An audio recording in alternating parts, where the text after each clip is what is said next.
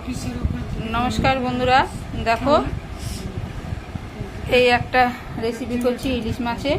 ইলিশ মাছ লাউ পাতা দিয়ে ভাতে দেবো, ইলিশ মাছ ভাতে।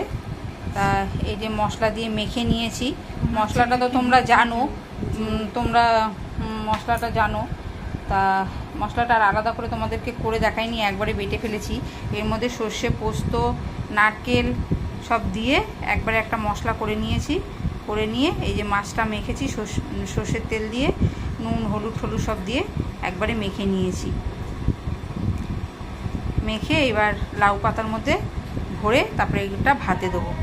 এই গোটা লঙ্কা রেখেছি, একটার মধ্যে গোটা লঙ্কা দেবো লাউ পাতার ভেতরে দিয়ে বেঁধে তারপর তোমাদেরকে দেখাচ্ছি। এটা হচ্ছে লাউ পাতা দিয়ে ইলিশ মাছ ভাতে।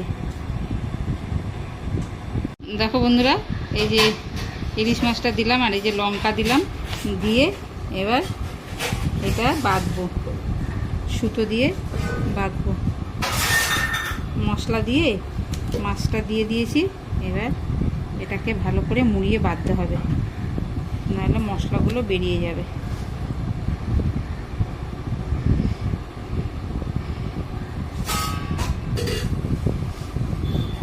এই দেখো এরকম করে পেঁচিয়ে এবার এটা সুতো দিয়ে বেঁধে নেবো, ব্যাস তাহলেই হয়ে যাবে। এই দেখো এবার এটাকে বাঁধবো সুতো দিয়ে। এই যে সুতো দিয়ে এরকম করে পেঁচিয়ে নিয়ে বেঁধে নেবো, ব্যাস তাহলেই রেডি। দেখো বন্ধুরা, ওই যে ইলিশ মাছটা বেঁধে রেডি করে রেখেছিলাম, এই যে ভাতে দিয়েছি। ভাতে দিয়ে এই যে চাপা দিয়ে রেখে দিয়েছিলাম। এই দেখো গরম ভাত একদম নামিয়ে নিয়ে আসলাম।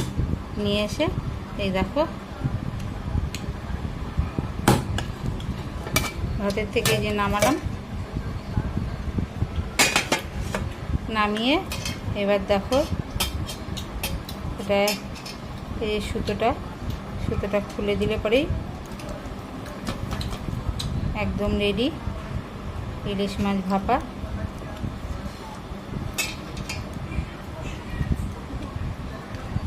আর এটাকে একটু কাটতে হবে, সুতোগুলো পুরো টাইট হয়ে গেছে একদম।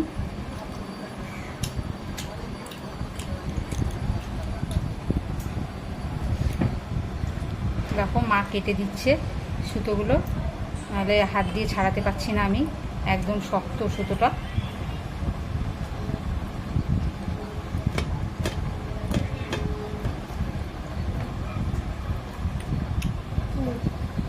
এই দেখো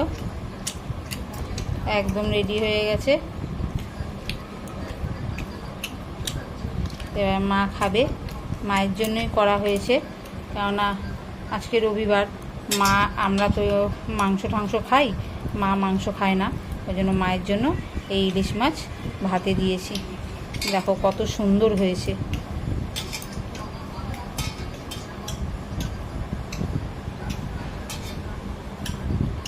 এই দেখো পাতাটাও পুরো সেদ্ধ হয়ে গেছে একদম, আর মাছটাও পুরো সেদ্ধ হয়ে গেছে। এবার মা খেতে বসবে। মার ইলিশ মাছ ভাপা একদম রেডি। বন্ধুরা, আমাদের রেসিপিগুলো কীরকম লাগছে জানিও। লাইক শেয়ার সাবস্ক্রাইব করো, নতুন বন্ধু হয়েও। আর যারা ফেসবুক থেকে দেখছো তারা লাইক দিয়ে শেয়ার করে সঙ্গে থেকো। অনেক অনেক ভালোবাসা দিও। এই রেসিপিটা এখানেই শেষ করলাম।